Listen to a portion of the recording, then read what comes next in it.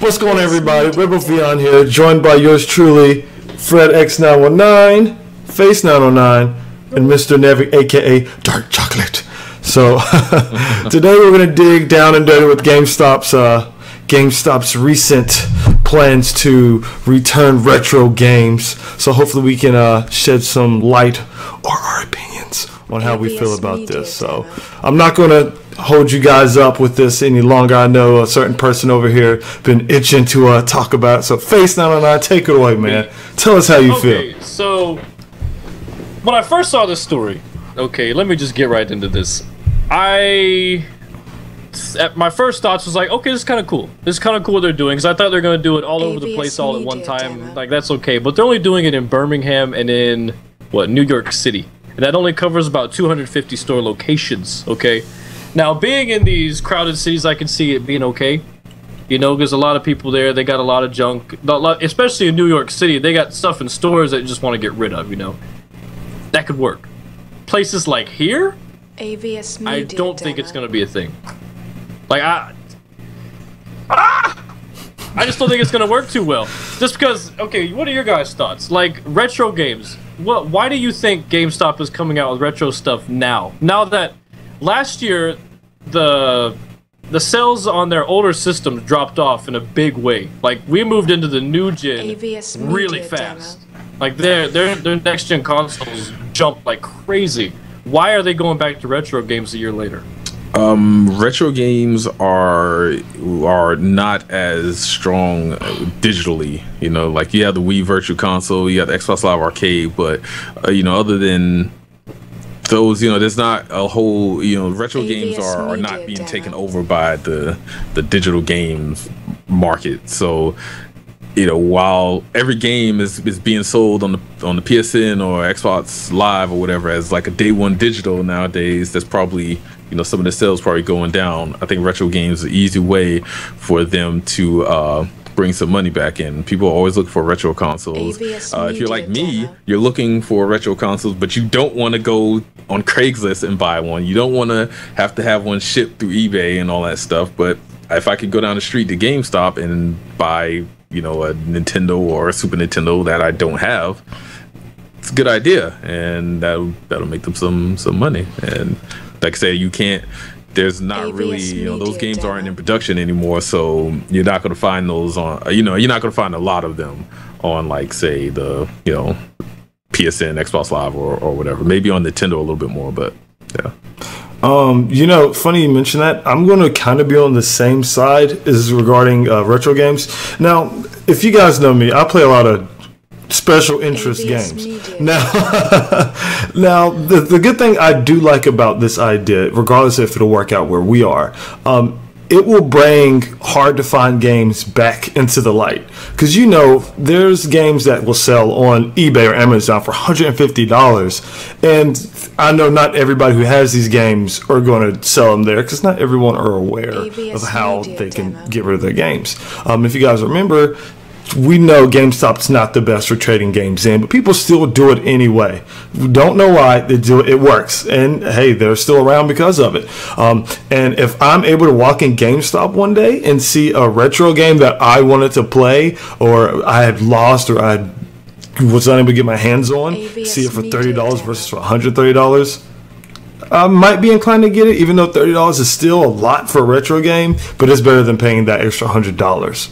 So I can kind of feel a feeling of excitement, but it's definitely something I see they're trying to try, but I don't think it's going to work out, because if you remember when they first were phasing out the GameCube and the other Game Boy games and the PlayStation games, they pretty much had to give those away.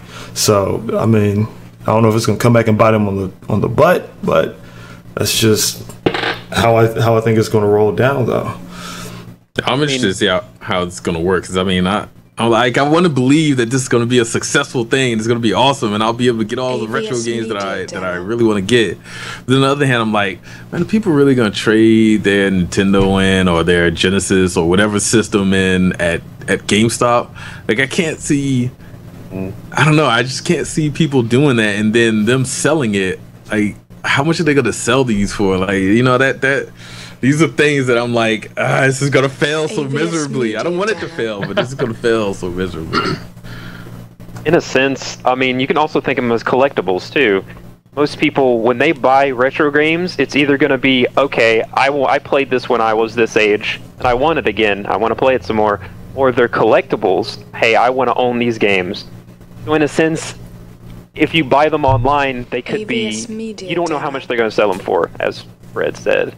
You don't have any idea how much they're going to sell them for. So you could find them for cheaper online, or you could find them for cheaper in the store. But people might be, again, people might not sell them because of the fact that they're collectibles and you can't find them anymore. But the people who don't see them as collectibles and just see them as junk might sell them at GameStop for cheaper, and thus a collector could go there and buy it for, you know, $20 comparative to $100 or $200. So I don't know how this is gonna work. Like, do they have a warehouse full of systems somewhere? I mean, people are actually gonna have to bring their consoles. Exactly. And if I'm gonna give it to GameStop, knowing that they've always, you know, not been so great at giving us money for our merchandise, why am I gonna bring it to them, sell a Super Nintendo to them for $10, where I could have sold it on Craigslist or something for $30, $40, $50? That's somebody that really wants it. And for the collector thing, I get that. But a lot of the gamers out there are collectors. They want this old stuff. So I don't know where in the world they're going to get all this merchandise, unless it's like at PAX you find these retro game stands, these booths and stuff, and they've got knockoff Super Nintendos. I'm sure you guys have seen them. They're like 15, 20 bucks. They're not made by Nintendo. They're just knockoff brands. If they do something like that, I think that's pretty bad. I mean, GameStop is, you know, they're a big enough corporation that they can, if they want something, they'll find it and they'll spend the money to get it. So I don't think necessarily that might not necessarily be the problem. But yeah, like you said, if most people who have these systems, there might be collectors. They're not going to want to take them there. And then you got to think that the people who aren't collectors, that have these systems, they probably aren't big. They might not be big gamers or whatever. And if that's the case, then their system is probably old and junky in the closet with like, you know, with crayons, a lid that doesn't close or whatever. So, but I don't think they've said much about the actual games. I know they've been talking about the consoles and how they're taking the trades on the console. I can't remember. I don't know if did they say anything about the games. So I don't think so. I think they just said the consoles. They did say games, but they also said it's going to be 2 to 3 months before they even start selling the stuff. Right. They're just taking them in. See, that's another thing.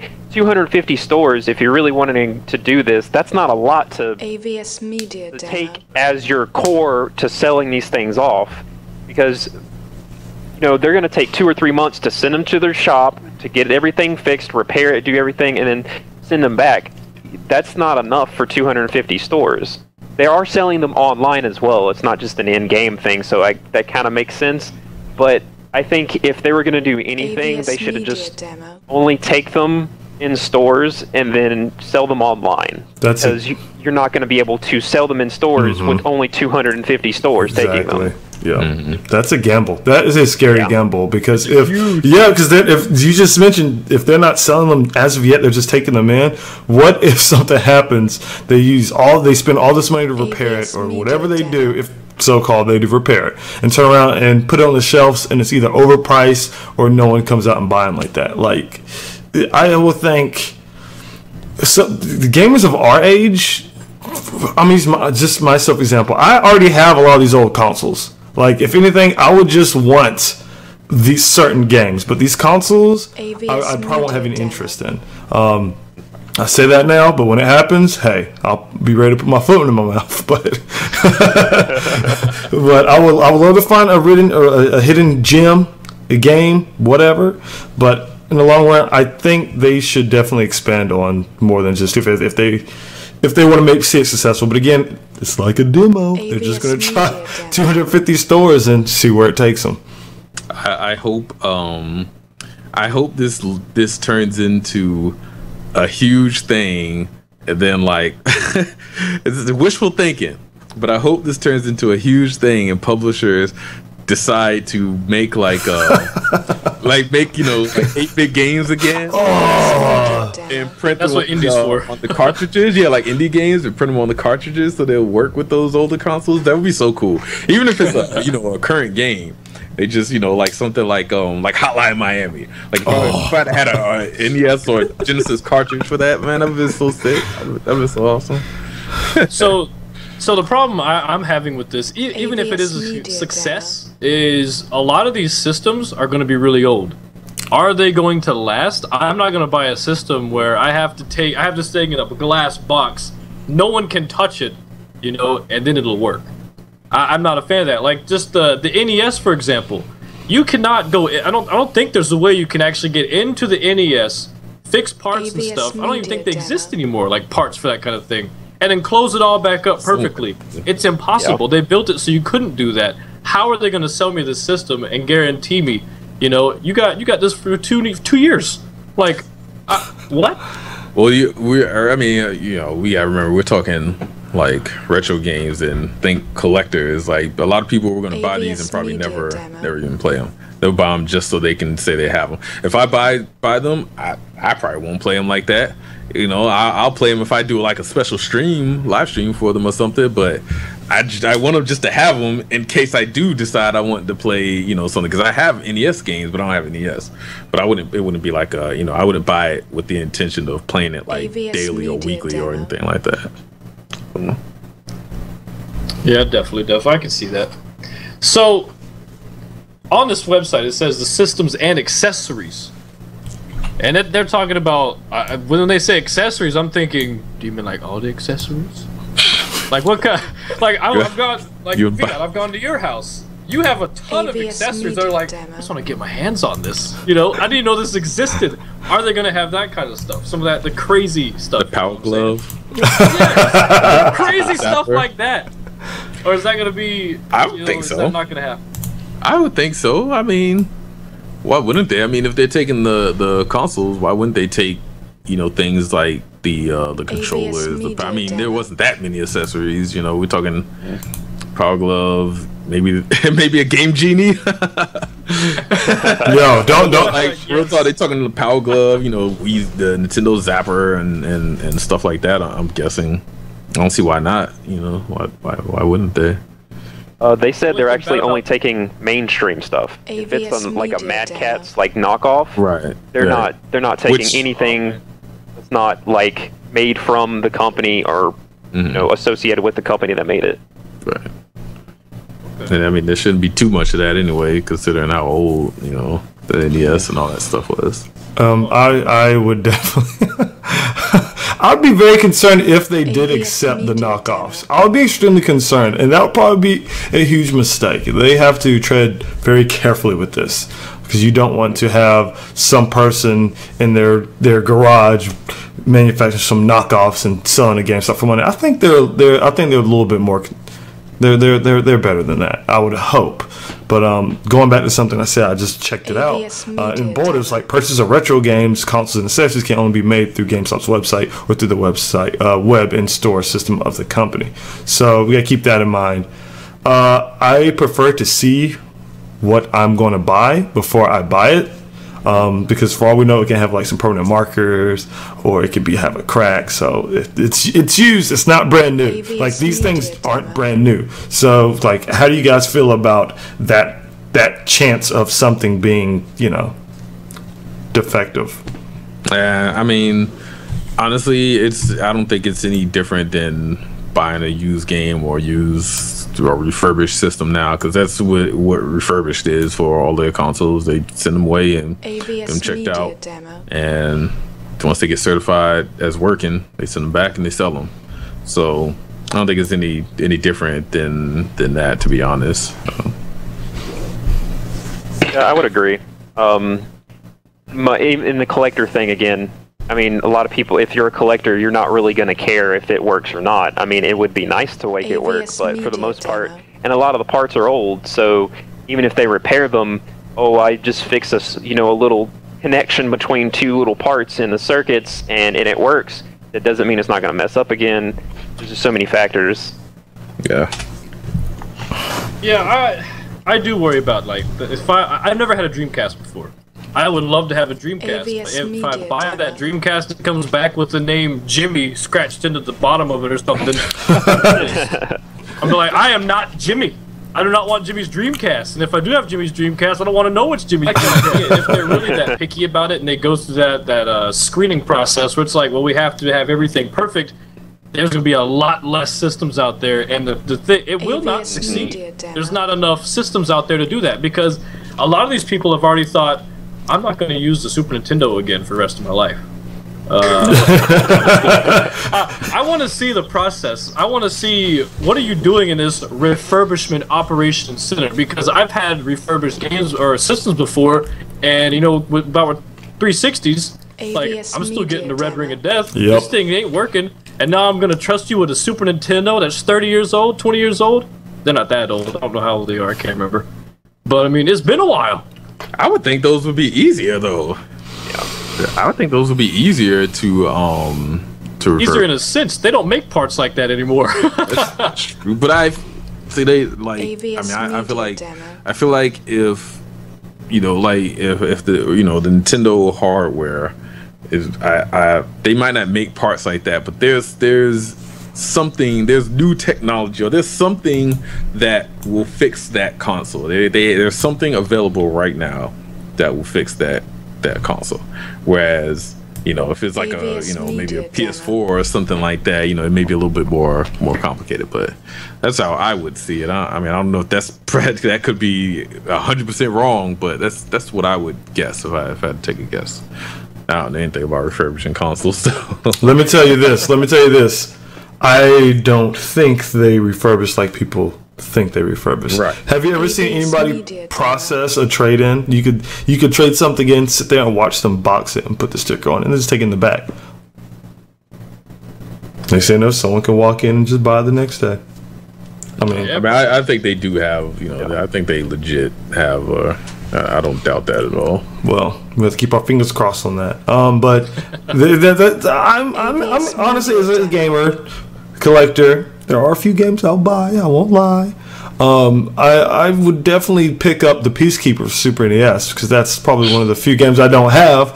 But aside from that, do each of you guys, if you could pick one retro game, assuming you have the console already, what would it be? And would you just pick it up and buy it? Like, what would it be? Walk in a GameStop, just buy it. Just buy it. One. Difficult.